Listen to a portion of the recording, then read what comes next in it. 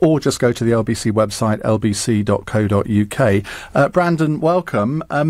You're inheriting the chairmanship at a time when the Conservative Party membership seems to be at an all-time low. Morale is very low in the party. What are you going to do to G 'em up? Thanks for that introduction, Ian, and good evening. Thank you for having me on. No, look, the reality is we had an election last year that meant we didn't get the outcome and the result that we would have liked in terms of the number of seats, but we have got to remember we did get over 42% of the vote, biggest vote share we've had for a long time, and we need to build on that, and we've got to make sure that we're getting out there, talking to our volunteers, our activists who do so much fantastic work, delivering leaflets, knocking on doors, raising money all over the country. Make sure we're engaging with that and actually spreading that wider and wider and wider to encourage more people to come and help us, work with us, be part of the Conservative family. Before we go to the calls, you can phone in 0345 6060 973 if you have a question for Brandon. I'm going to ask you a question that Martin in Yorkshire asked on Twitter earlier. He says, how can we regard the Tories as a professional party when you can't even organise yourselves to know how many members you have? Well, actually, it's because we're democratic. The reality is we're not a centralised party. We're a localised party. Our local associations have their own membership and run their membership locally. So that's the part of the challenge is we have got that issue around the country that our local areas, our local associations run their own membership. Well, his follow-up tweet, he should be an interviewer himself, he says, if you don't know how many members you have, how can you organise a leadership election when the time comes? Because then you do have to know who they are, don't you? Well, what we do in a leadership election, because obviously people pay their subs in through their local association, is that database that local associations have got, go and access their members who have paid their fees. Now, one of the things I'm very keen to do is make sure that we get that data working better so that I can communicate and all of us can communicate with our members and make sure they're part of that wider family as we go forward. And the beauty of where we're moving with technology is we can actually start moving forward and doing that. As a volunteer party, I always remember we have got volunteers. It's not people don't work for us, there are volunteers. Will you commit to publishing the membership figure when you do know what it is? Well, I'm not getting into what the published figure will be because it's localised. We know what the Labour Party membership is. It's close to 600,000. We know the Liberal Democrats have got 105,000. I understand that your membership now is below 100,000. Pretty shambolic state of affairs, isn't it? My experience generally, and my advice would be to not necessarily believe every rumour that somebody hears, but I'm very keen to work to make sure that we do two things. One is actually making sure we extend our membership and have more people want to be members of the Conservative Party, but actually what I'm really focused on as well, of course, is making sure we've got more and more people part of the Conservative family. Now, that could be that they're happy to deliver leaflets, help raise some money, knock on doors, or vote for us, not necessarily always just being a member. Let's go to the calls. JJ is in Reading. Hello, JJ. Hi there, guys. How you doing? Hi, what's your question? My question to Mr. Lewis would be, as a 30-year-old card-carrying member of the party, how are you going to, re-engage and reassert yourself with my demographic? I mean, I'm at the stage now, and I am an activist, and I knock on doors, and I'm going to be trying to be involved with the local elections in May. But it's come to the point, and I never thought I'd say this, that it's almost embarrassing to be associated with the party. I mean, the fact that we had so not only was there an absolute balls up as an example, with the Twitter, with the reshuffle, then there's a typo on one of the tweets, and it's just become absolutely farcical. I mean, as a younger member, my parents own a business where we employ 700 colleagues. It's only the fact that the leader of the opposition is an absolute left-wing loon at the moment. If there is a more centrist candidate in the likes of Dan Jarvis, Andy Burnham, come along and take on that Labour leadership, I would actually listen to them. JJ, what's your question? My question is, how are you going to reinvigorate the younger vote?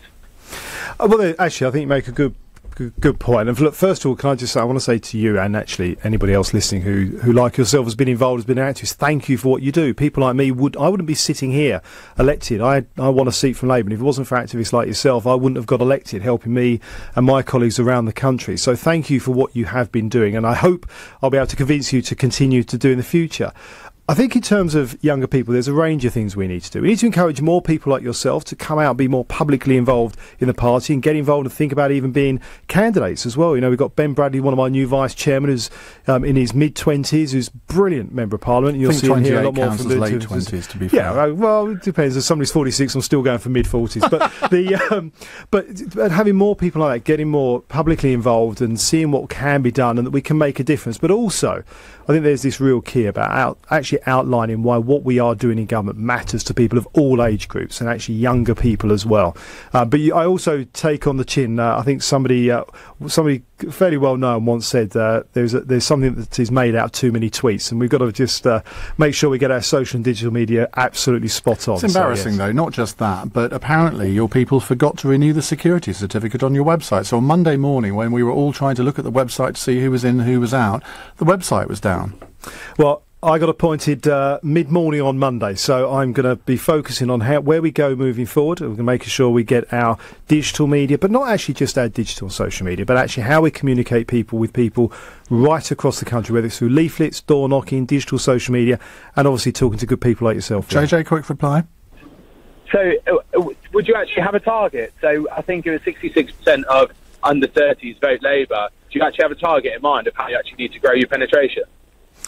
Well, the short answer is I want to see more penetration in terms of having more penetration into getting more people to vote with us, to be interested in what we're doing, understand why what we are doing matters to them. But I'm not. I've always resisted putting arbitrary targets on things, and if you'll excuse me, I'm going to avoid doing that for now as well. You've got to have some criteria for success. Is it appearing on stage at Glastonbury? That will be the moment that you know that you've connected with the youth vote.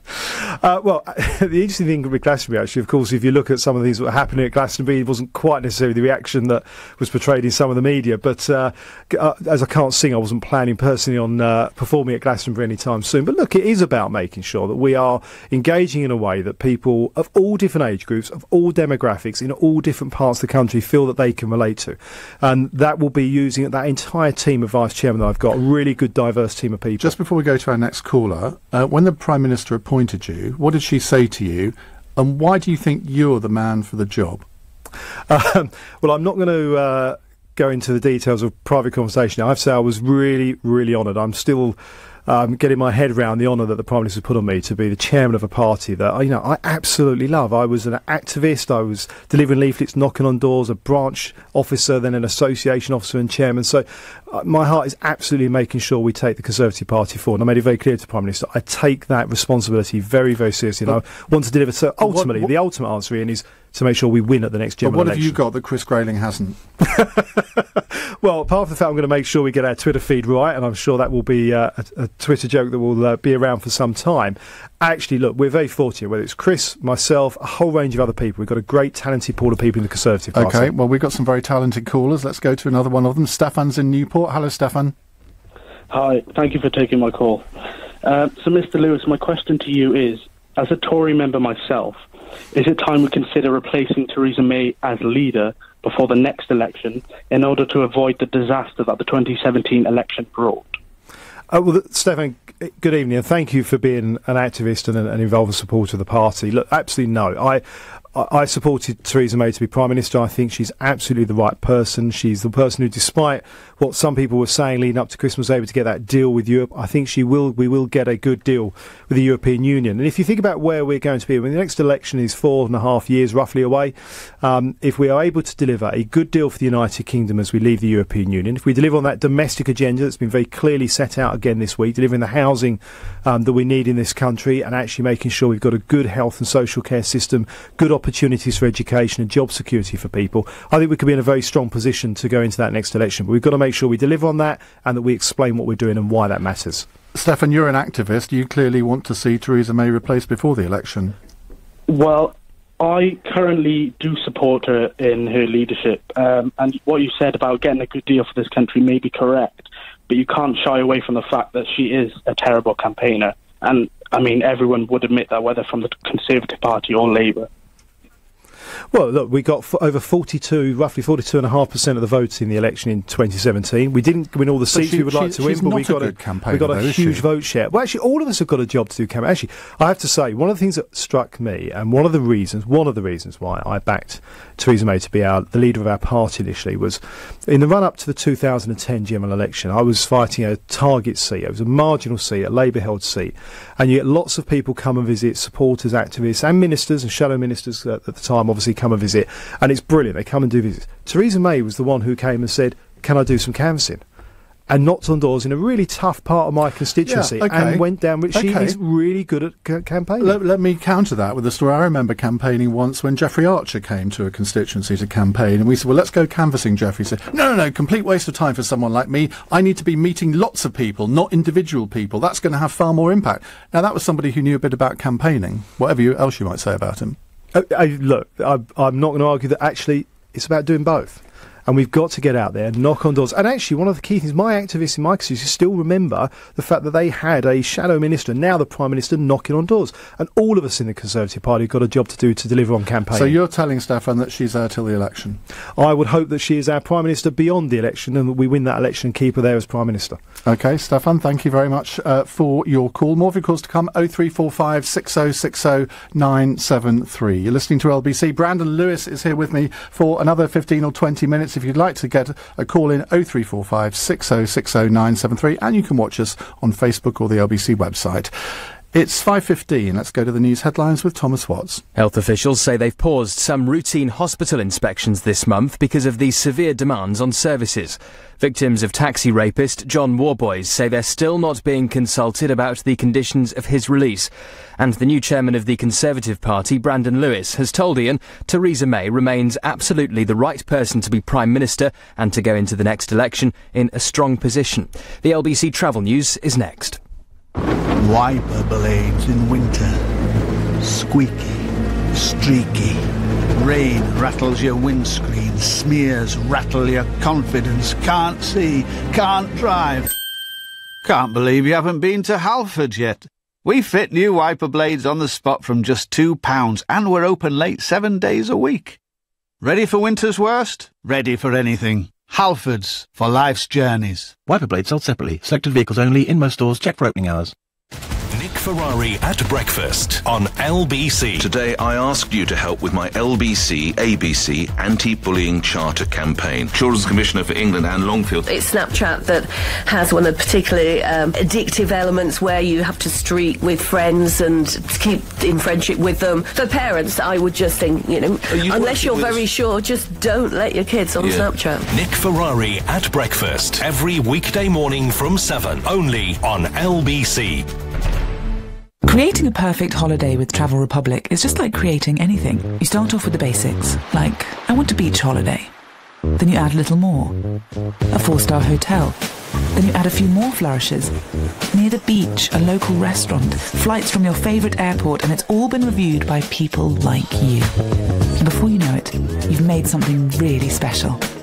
Book your perfect holiday. Search Travel Republic now. Travel Republic, yours for the making.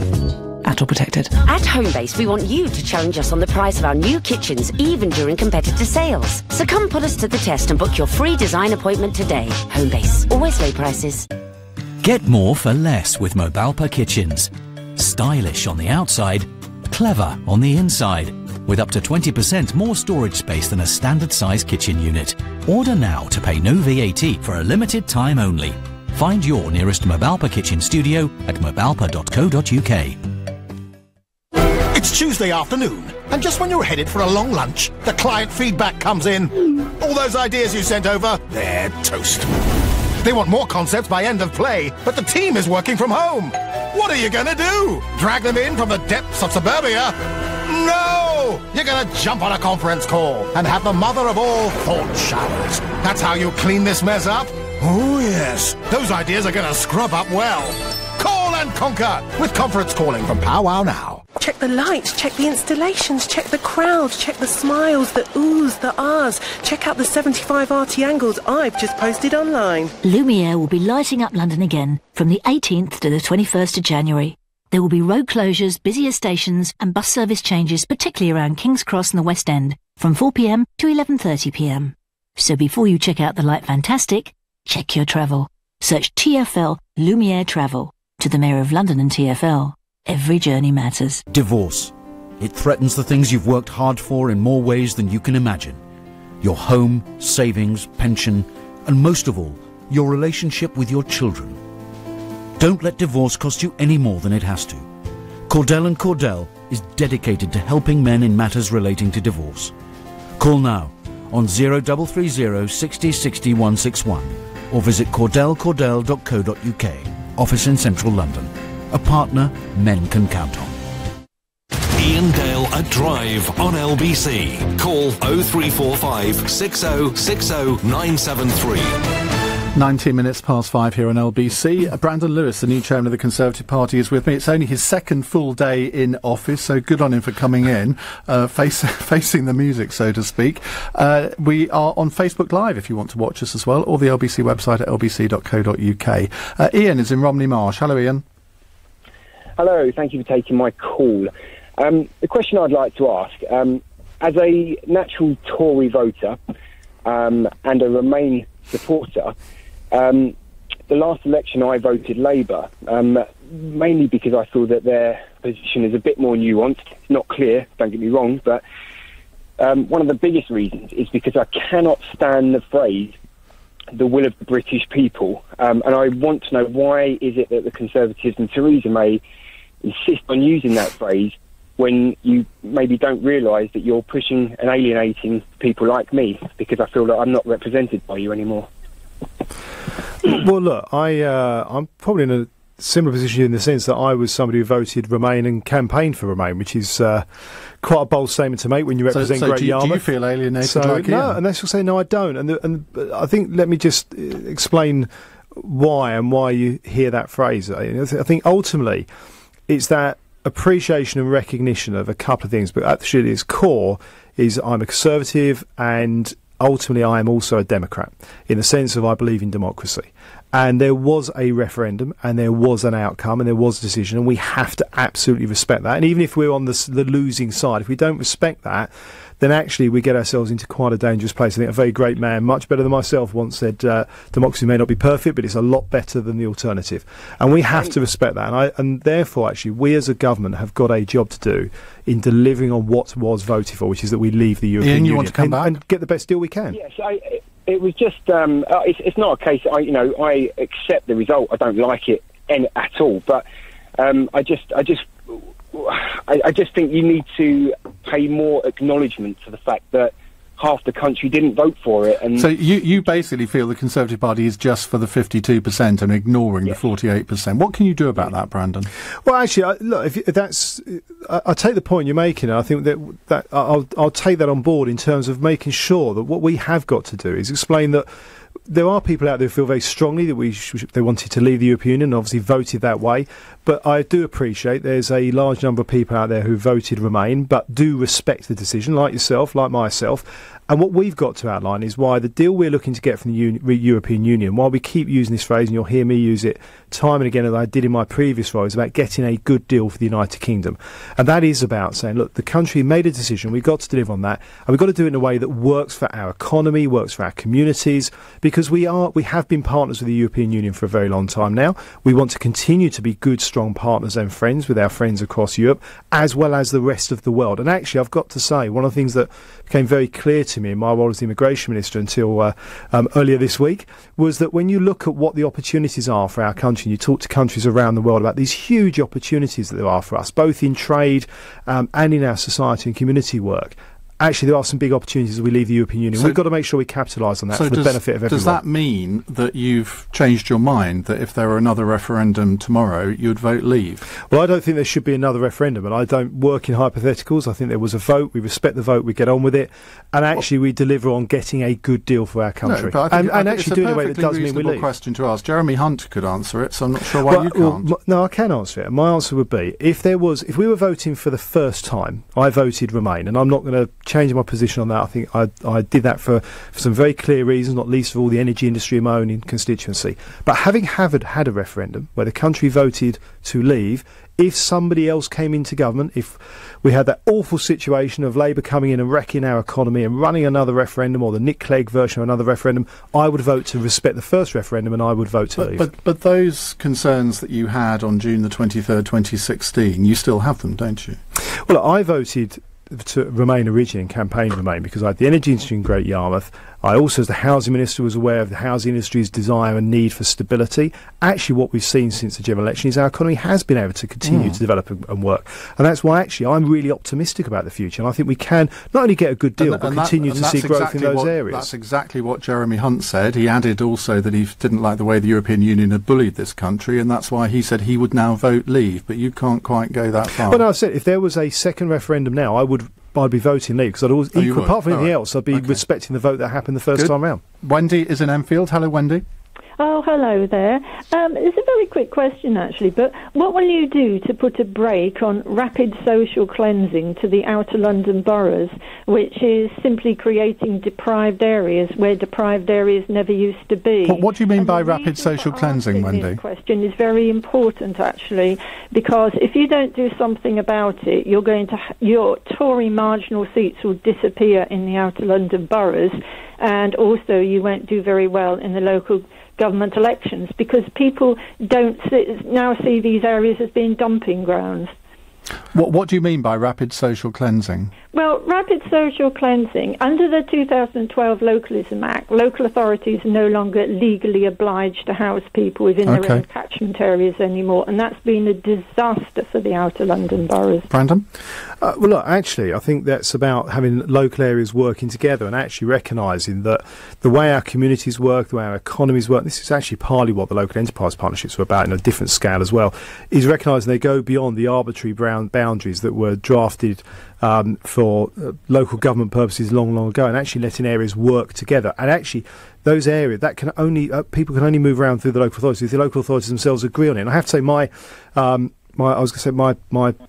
mother-in-law lives in an outer London borough herself, and I have to say I don't recognise in some of the outer London boroughs that I go to what you have outlined. But it is about making sure that we do have the opportunity for people to be able to have a home of their own. And I think that's one of the important things Theresa May has done this week in putting housing really again at the forefront of our programme of work over the year, not just the next year, but the next years ahead, to deliver those houses that we need right across the country. Wendy, thank you very much for your call. Just one or two from me before we go to our next call. It's emerged today that victims of John Warboys say that they're still concerned they haven't been consulted on the terms of his release licence. Is the Ministry of Justice making a complete mess of this? Well, I literally, in the last few seconds we're sitting here, saw that run on the ticker tape across the screen. So I'm not going to try and answer a question I don't know the full details of, but I do think it is important. I think the parole board itself and the chairman himself will be, before MPs relatively soon, look at how they can make sure that victims who have gone through something have confidence in the process. But I'm not going to comment too much on saying I've literally just seen in the last 30 seconds on a ticker tape. But you would agree that victims should, by definition, be consulted in these cases, or at least informed of the conditions of someone's licence? Well, I think it's very clear that victims should have the confidence in the entire system. And in different cases, there will be different things that they need, and that's something that the MOJ, but also the parole board itself, and the independent chairman of that needs to have a look at. You see, there is a perception, and you've worked in the Home Office, that the Tory party is now a bit soft on crime. You look at the police numbers, etc., and there is this impression being given. That's not a good place for the party to be in, is it? Well, there's two different things between the Ministry of Justice and the Home Office, and I would say actually, police numbers are a really good example of where we are very clear about seeing that we have actually protected police spending. We're actually seeing police services across the country recruiting people at the moment. But what we've always been focused on, and what the Home Secretary and the previous Home Secretary, who's now Prime Minister, were very focused on, was about having more police officers actually on that front line doing police work. That percentage has actually gone up in terms of their time on the front line. The next question is actually on policing, so let's go to Alan in South Woodford. Hello, Alan. Good evening, Ian. Good evening, Mr. Lewis. Thank you for taking my call. Evening. Yes, my question is in regards to national policing. There does seem to be a policing crisis in terms of visibility and the motivation of the police force across the country. And I just wondered what measures you were going to take in terms of this problem. Well, good evening. Here in South Woodford brings back memories, as I went to school near there when I was some years ago now. But look, Ian, policing is changing as crime is changing, and a couple of things have been happening over the last few years. One is, and actually it's a really important issue, we're seeing more and more people having more confidence about coming forward with certain crimes, particularly sexually based crimes and crimes against women as well. And that's a really good thing. They're reporting crimes. So we're seeing reporting going up. What we've actually seen in the crime survey that outlines actual crime is that crime itself is falling, and the police have been changing how they work to reflect modern crime, particularly as we change into a much more more digital-based world. So there's police chief constables. I know when I was talking to, in my previous role as the policing minister, who were explaining that when they were recruiting policing officers, they were also looking at recruiting officers who could focus on online work. And I can also remember visiting where a police centre where they were working on some online work and online crime. Actually, there was, in one case, from my own constituency, but this centre was up north. So it's about making sure we are moving and changing how we police in line with how crime and criminals are acting and changing. And the digital world means that's moving very, very quickly.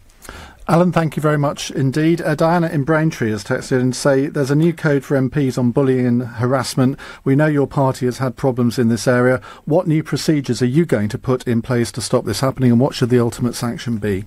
Well, there is a new ministerial code, which all the new ministers have been given, and I read myself the very afternoon that I was given it, and we all have that. There is also a code and a process that the party has.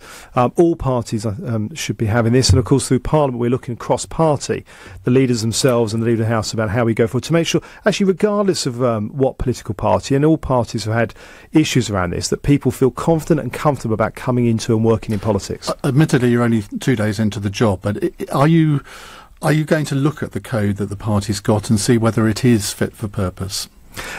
Look, I absolutely want to make sure we have got a code that it's not just fit for purpose, but makes it very clear to people that we take this very, very seriously. I want to make sure that people have confidence that when they're getting involved in politics in any format, that they can be comfortable about that, confident about that, and that they will be treated properly and well. So you will be looking at it for review? Well, making sure that it is absolutely tip-top and to give people the protection that they should have. Let's go to James in Derby. Hello, James. Hello. I'd just like to ask how Brandon is going to get those working class Leave Labour voters like me and my family over to the Conservative as well. We voted Labour in 2015.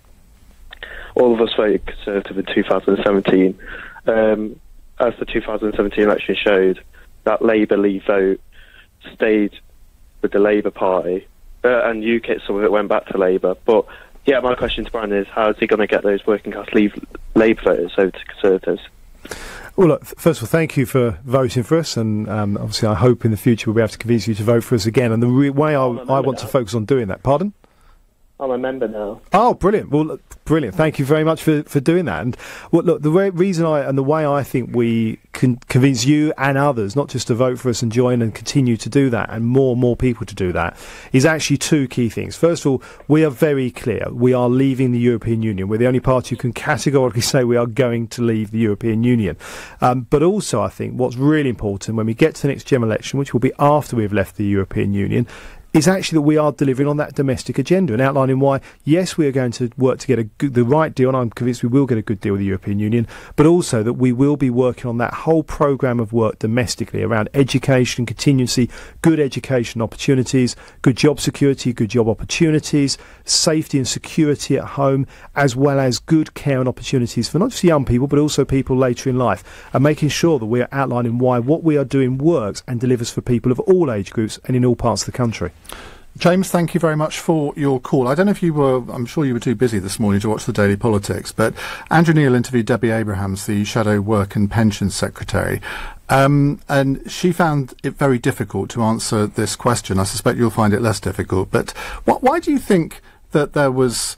I mean, Toby Young's tweets, I think we can all agree, were disgusting and offensive, and he resigned in the end.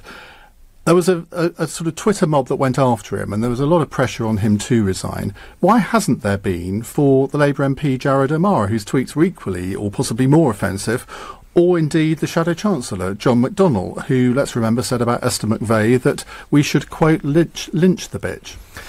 Yeah, I mean, it's difficult to answer in the sense I cannot get my head around why anybody, particularly in public life, it's Jared, John McDonnell, the disgraceful, disgusting things they have said to people and personal attacks. My view is in politics, actually, we should respect the fact we all get into politics, I would hope, to make our country a better place.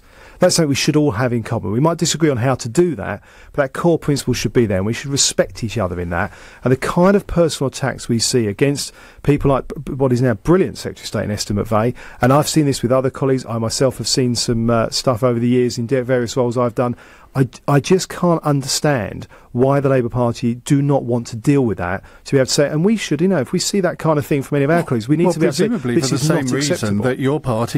For the same reason that your party didn't deal with Toby Young when it could have done. Well, no, actually, there's a difference there, and I think that we need to be very clear about this. Toby Young's comments from the past were completely unacceptable. Prime Minister outlined, she thought they were unacceptable, and if he now in a government role was to take on it, make any comment, anything like that, it would be completely unacceptable, make his position untenable. But the reason he was appointed, with not knowing about those comments at that point in time, was because of the work he has done on making sure more people from more diverse backgrounds, particularly deprived backgrounds, have a great opportunity to access really good education. We shouldn't underestimate that.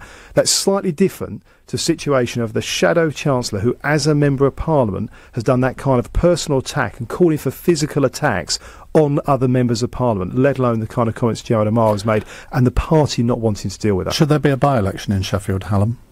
That's a massive. The Labour Party and Gerard O'Mara have got to look at it. If there's a by-election in Sheffield Hallam, we will savour it, we will go after it, and we will do everything we can to make sure people have a good opportunity to vote for an alternative. Just to finish with another news story that I don't know whether you've caught up with this. Former leader of the Liberal Democrats, Tim Farron, has spoken of his regret at bowing to pressure to say that he felt homosexual acts were not sinful. He was asked why he changed from being initially evasive about his views on gay sex to later saying he didn't think it was a sin. Let's just listen to his answer. The bottom line is, yes, of course I did. And there are things that including that I said that I regret. And there was a sense in which I felt, look, I've got to get this off my table. The issue is, here's a general election, great opportunity for the Liberal Democrats. The Labour Party at that point were nosediving. The Tory Party looked very much like it was arrogantly assuming it was going to get a 100-seat majority. What an opportunity for us. And all they wanted to do is talk about my Christian beliefs and what it actually meant, and all the rest of it. And I would say foolishly and wrongly attempted to, push it away by giving an answer that frankly was not right. That was Tim Farron speaking on Premier Christian Radio. Should he still be allowed to be a Lib Dem MP? Well, I think it's best to let political parties and let the Lib Dems deal with their own issue. And actually, Tim's religion, his religious views are his. Let me just answer that by saying I think I'm very, very proud to be a member of a party and one of the members of the party who voted to bring about equality with the votes on gay marriage. I'm very proud of that. I think as a party, our position on diversity and recognising that is something we should be very proud of, and we should be looking at every opportunity at how we can do more to create that equalisation across all different backgrounds and diversities, whether somebody is male, female, gay, straight, from the north, the south, old or young, have every opportunity in life to get on, and that's what I believe in. And I think that's the best way I can answer Tim's comments. But if it had been one of your MPs that had done that, where they had been deliberately evasive and then gone on the radio and said that today, I mean, this is why people can't stand politicians, because they say one thing and then a few months later say, well, I didn't really mean it. Well, I've always been very straight about what I think, what I believe, and I'll intend to continue to do so. And I'd hope we all strive to do that. Brandon, we hope to have you back again soon. That's Brandon Lewis. Thank you very much. The new chairman of the Conservative Party. We are going to talk about that issue with Tim Farron, by the way, after 6 o'clock. We're going to be talking about sin and whether it's still a modern concept. You're listening to LBC. I'm Ian Dale. It's 5:37. Let's get the latest news headlines from Thomas Watts. The new chairman of the Conservative Party has told Ian Remain voters should not feel alienated by the government's approach to Brexit. Brandon Lewis says